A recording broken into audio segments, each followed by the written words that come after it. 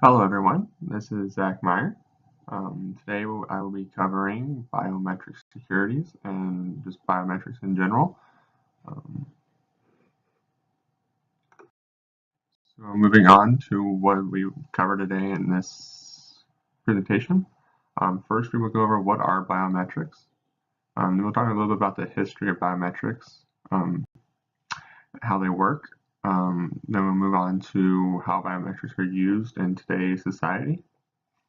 We will then also cover pros and cons of biometrics as far as ethical and dilemmas go. And then we also I found a case with biometrics and religion and violation of Title IX that we will go over. So what is biometrics and what is biometric security? Biometric security is automated measurement and statistical analysis of a person's physical and behavioral characteristics to determine their identity.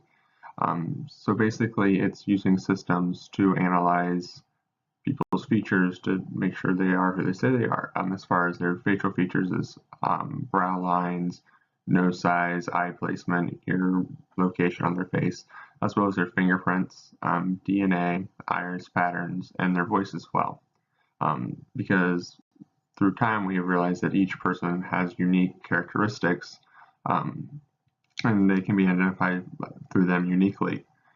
So we use those to be able to track people and determine their identity.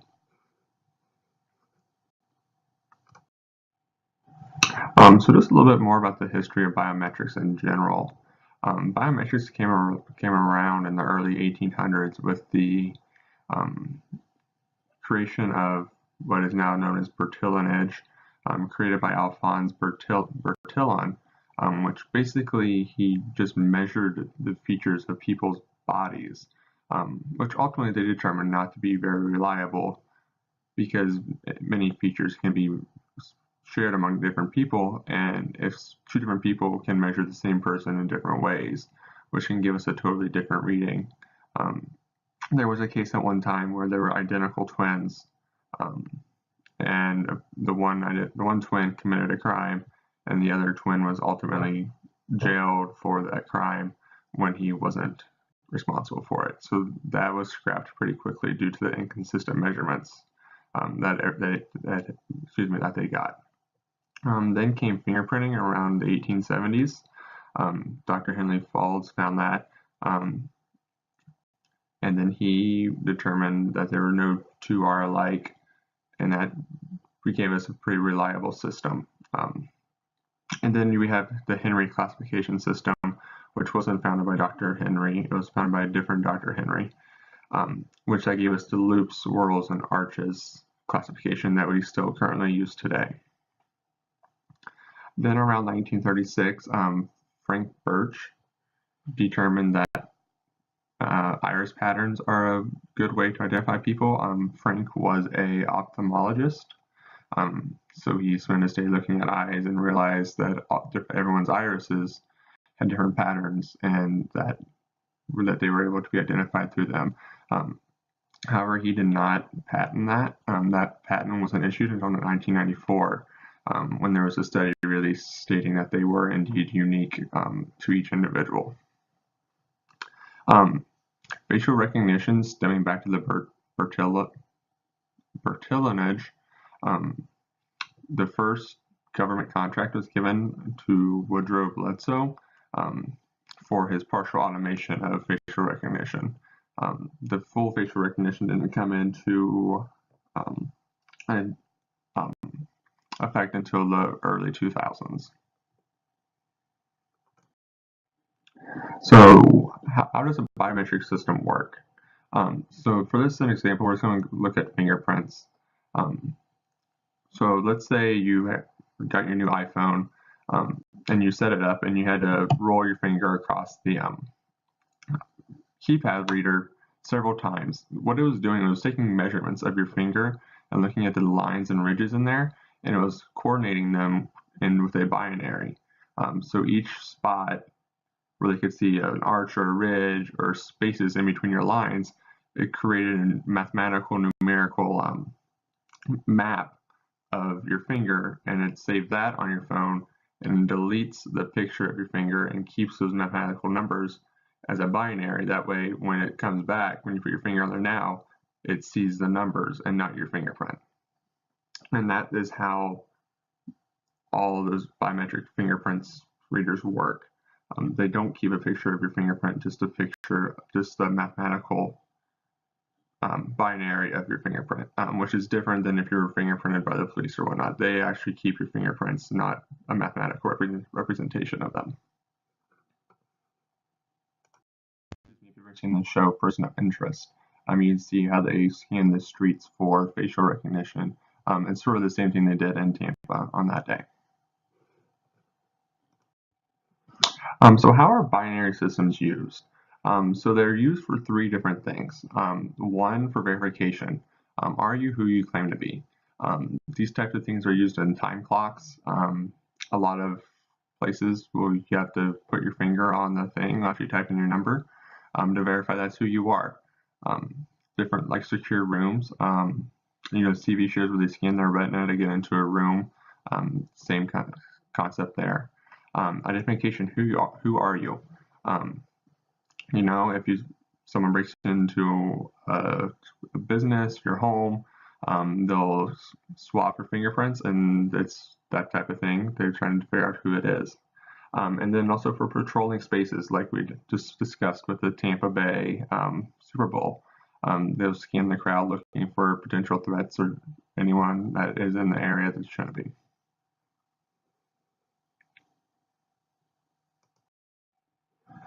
So some pros of biometric security. Biometrics don't change with age, so it's a good way to be able to keep track of people for long periods of time. They're also highly accurate and more secure. There are less false positives with biometrics than there have been in the past with other sources, so it's able to do that. They're also hard to imitate, which gives them a better sense of security. They're also very convenient for employees and users of them. It's much easier to be able to use your fingerprint on your time clocks than you have to remember a PIN number or remember to bring your security card with you every day. It also creates a very good sense of accountability when it comes to like the time clock issue that a lot of places have. You don't have people punching in and out for each other. They have to be there with their finger or their eye or their hand to be able to clock in and out for the day. And they also require, since it's not saving pictures, it's only saving like mathematical data or mathematical representations of these of your fingers and stuff. It requires much less data or data storage room. Excuse me.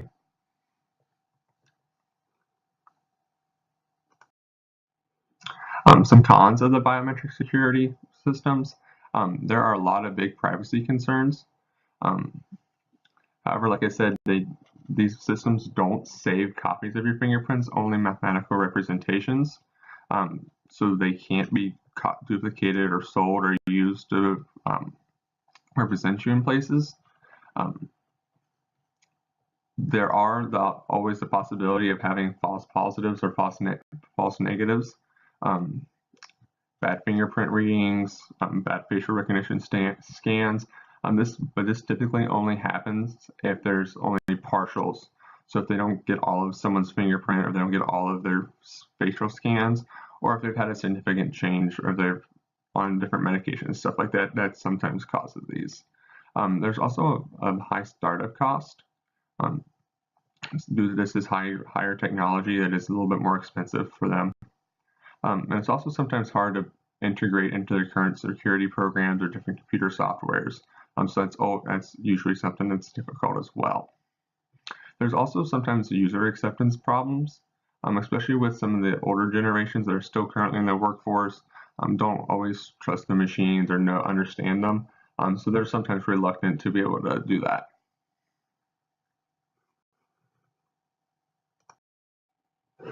So just talking about this case I come across a while ago. It regards a guy named Beverly Butcher, who was a coal miner for 37 years in West Virginia. He worked for Consol Energy Incorporated. And in December 2012, they implemented a biometric security hand scanner. So to clock in and out, he had to scan his right hand. Um, However, Butcher was a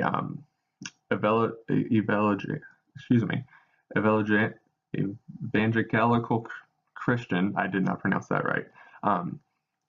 And he was also an ordained minister and associate pastor. So he was a very religious person. Um, and he believed that participating in this hand scan every day would lead him to be marked with the mark of the beast, which in his religion referred to a follower of the Antichrist.